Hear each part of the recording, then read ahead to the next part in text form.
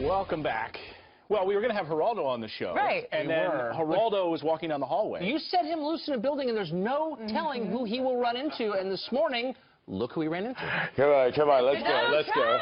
Welcome to the show. Come on The leading candidate, the probable, the inevitable Republican nominee. Hi. Oh, yeah. Take a seat. Not me. Thanks for sticking around. You just wrapped up Wow. the I'm sitting next to Anna. Good. But who wouldn't? Just finished. But who wouldn't? I totally agree. So you've got news. We're just talking to you. We put up a bunch of polls from Indiana. You say there's a new one that suggests you're doing well. Well, I guess there are a couple that have me up quite a bit. But, you know, I'm going there right now. I'm leaving for Indiana right now. And I think we're doing really well. Yeah, I think it looks like good. Did you have polls that say otherwise? Well, there's back and forth polls. There's some that have, you know, Ted Cruz up by 9. There's some that have you up by 15. It seems to be, as Tony Katz earlier on the show this morning was saying, it seems to be a jump ball situation right now in well, Indiana. it could very well be. I mean, I think we're doing really well. I mean, in New York, I was supposed to win by 50%, and I ended up getting 62. And then we won Pennsylvania, Maryland. We won everything. I mean, everything on the East Coast. We won a lot. And now we're over 1,000 delegates. We're 1,004. That's a lot. And we're going to go for the final push. And The Bobby Knight thing was really big. I thought that totally neutralized the Governor Pence quasi-endorsement of Ted Cruz, which would have had a lot of impact otherwise. And the governor's a nice guy, but a lot of pressure was put on him by his donors. And, you know, he had to do it. But he was nicer to me. I mean, everyone thought he gave me the endorsement because he started off Donald Trump. I really want to thank him, and he's been good.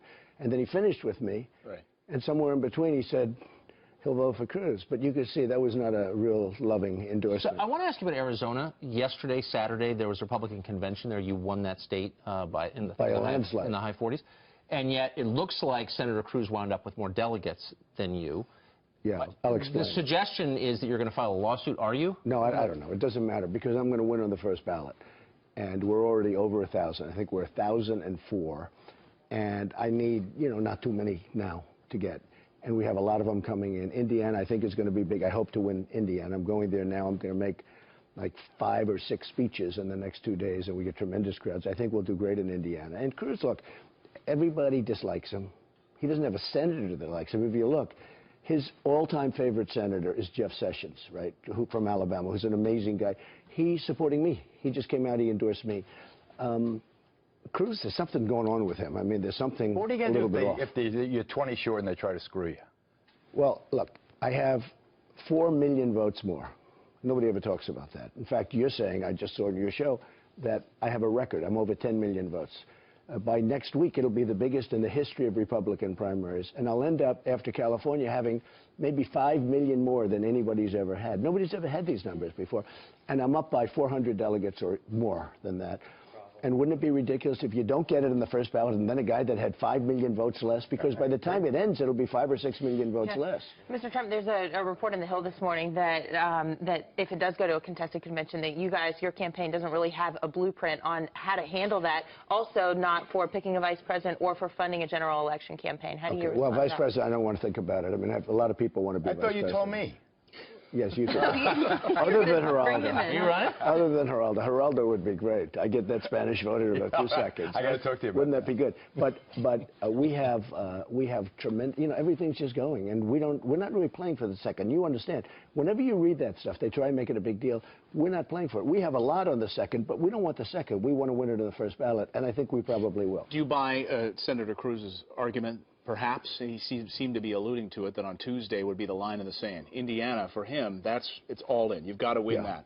He's got to win. He's going to be out if you. He's out. He's out now. He has no path to victory. If he won Indiana, he can't win, because what does he need? 120% or something like that. You can't get 120%.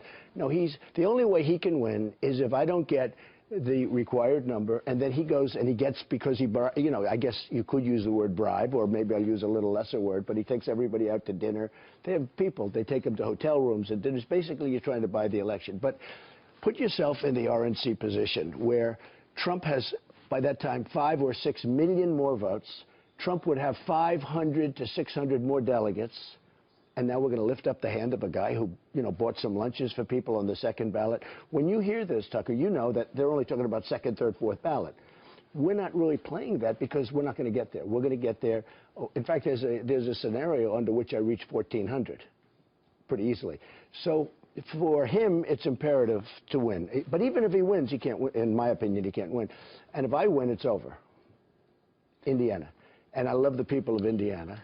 And I think Tucker's been very nice to me. I have to tell him, because I always deal with him by telephone. Hey, no, he's been very nice. I'm a He's fair been very nice. and you know what? He's been very professional. But, you know, which is hard to believe. With the friends, you see Corey Landowski, your campaign manager over there. You could have dumped him like a hot potato after the allegation that he pushed that lady reporter, and you stuck by him. Why did you stick by him? You could have dumped him. And I was ready to fire Corey. I didn't want to fire Corey. He's a good man, but a great family, great wife, kids. I was ready to fire Corey when I heard about it. But I'm a rich guy that has cameras in ceilings. It was in my club, and I have security cameras. And I saw the camera. Now, her police report said thrown to the ground. And, you know, I said, man, what happened? Why did you do such a thing? But I was in the group, and I said, wait a minute, that was the one that was grabbing me. Maybe I should file a report. She was grabbing me like that. You know, that's when I was looking down and pulling up. She was terrible, I think. She filed a report that she was essentially almost thrown to the ground and then thrown to the ground. So when I got the camera, I looked, I said, wait a minute, he didn't do anything wrong. And once the police saw the camera, and everybody saw the camera, and I stuck with him. Now, Cruz said he should be fired immediately. I said, how do you fire a person before you knew what happened?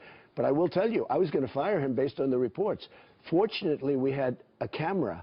That was a great camera in the scene. In fact, I said to my guys, don't we have good camera system here? They said, the best, Mr. Trump. I said, well, take the cameras out, let me see. And he didn't actually even hit her. He just sort of ran interference. She was grabbing me. She broke through the Secret Service. She wasn't supposed to be there, and the press conference was over. And then he just like walked through because she shouldn't have been doing that. She was grabbing my arm. Okay, when it's all said and done, and you know what she put in her police report? I believe, weapon. I believe she put teeth, fists, and feet. He didn't do anything. Now, it would have been very easy for me to do the politically correct thing. This guy Cruz said he should be fired immediately. That's a lack of loyalty. And just like I was loyal to him, and I was right, and now I'm getting credit for it, but I was right, I'll be loyal to the American people. We'll defend the American people. Well, you showed your loyalty there. We want to get your take on some video because we haven't heard you respond to this. Heidi Cruz was out on the campaign trail yesterday. She was laying out the reasons why America should vote for Senator Ted Cruz and why her husband is great. And one of the things she said is quite interesting. Let's listen to this line. Ted is an immigrant. He is Hispanic. We can unify this party. He is an immigrant. It's just Did so she bad. get that from well, you? Let me tell you, he's an immigrant. He is an immigrant. I assume she's saying he's an immigrant from Canada because, you know, he lived in Canada for the first 4 years of his life. Not an immigrant like I think she's referring to. She's, I assume, referring to one of your areas of the world, right, Geraldo? You mean the Hispanic world? Yes. You and I need to have a dinner. I think, I think that's it. I am, which is part of the Hispanic world. I think that's it. No, that's what I think she's referring to. I'm not sure. But he lived in Canada for the first 4 years. And he's not going to get it. He's got no chance. Nobody likes him. People don't even respect him anymore. And we call him Lion Ted for a reason. There's nobody that lies as much as him. But I have to tell you this, and I've never seen a man hated as much as him. Between Boehner and everything else, he's not going to get it. And if he does, the Democrats will bring a lawsuit within day one that he's not a citizen, not a naturalized citizen. But she's saying that he has a sensitivity for people's problems that maybe you don't because you live in a lofty place. She's saying he's an immigrant. She didn't say that. Well, Geraldo, do me a favor. Don't put your beautiful spin with your silver tongue. You know, he's got the silver tongue. He's been doing this stuff for a long time. It's gold-plated, actually, at this point. Yeah, gold-plated. He's done pretty well. Let's lift it up to gold. So what did you watch last night, the White House Correspondents' Dinner? I watched pieces, yeah. Okay, why weren't you there? You've been there. No, I didn't. You know, I don't like being there and being like the stupid person sitting there and you can't respond. Yeah, you're the punch Well, box. Here's what the president said about you, in case you missed it. He has spent years meeting with leaders from around the world. Miss Sweden, Miss Argentina, Miss Azerbaijan. There's one area where Donald's experience could be invaluable, and that's closing Guantanamo. Because Trump knows a thing or two about running waterfront properties into the ground. So you weren't there, but you were the center of conversation. But now you can respond. Okay, yeah, sure. So I borrowed $1 million years ago. I have a net worth now that is well beyond $10 billion. I do have a lot of waterfront properties, and they are doing great, whether it's in Los Angeles, where you know, whether it's along the Potomac River, whether it's on the Atlantic Ocean, and I have a lot of them, Turnberry in Scotland. And it's only joking. I mean, it's only joking. But what about the it's first fun. charge? Have you met with Miss Azerbaijan? No, I haven't. I haven't done that. I've been a very good boy, I promise. See the camera? I promise. I've been a very good boy. So in fact, I sold Miss Universe. You know, I bought Miss Universe. It was a sick puppy. So how much money I sold did you make on that deal? A lot. I bought it for $2 million. It was very sick. It was owned by Madison Square Garden Corporation and Paramount Pictures. I made it really good over a 15-year period. I just sold it to IMG for a tremendous amount of money. It was a great deal. And I didn't want to sell it, but I thought owning Miss Universe when I'm running for president, not the best. That's a bad combination, right? Hillary Clinton has been putting out these Hillary cards now. You guys have been going back and forth and playing the woman card. She, in an interview on Thursday night, I believe, was responding to the question about how she would deal with a tough general election with Donald Trump. And she says, look, I'm used to men sometimes going off the reservation. I know how to handle them. What do you respond? I thought it was a terrible answer. She said, I'm used to dealing with, and what was the word? Go ahead. She used a certain word, certain type of men. Off the reservation. Men that are off the reservation. And I said to myself, that's a horrible expression. Now, if I would have used that expression maybe in the opposite form, it would have been a front-page story. She uses it, she gets away with it. That's a very demeaning remark to men, in my opinion. And I don't even know, was she referring to her husband? I don't know. I think she was referring to her husband. I think she was, too. So but you've made the point that she's running at the core of her campaign is the idea that she's a woman and you're not. Is that enough to run on? I don't think so, Is that a campaign? No.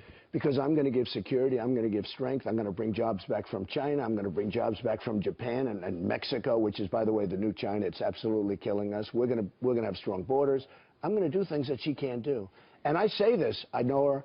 She doesn't have the strength or the energy to be president. She keeps playing the woman card, though, because she thinks that that's something that will work for her because your disapproval ratings with women not so high. And yet, when I just won, Anna, all of these races all over the place, I mean, the 6 and really 9, every exit poll showed that the women, I was #1 by far. How about it's Republican women. In Republican, Oh, that could happen.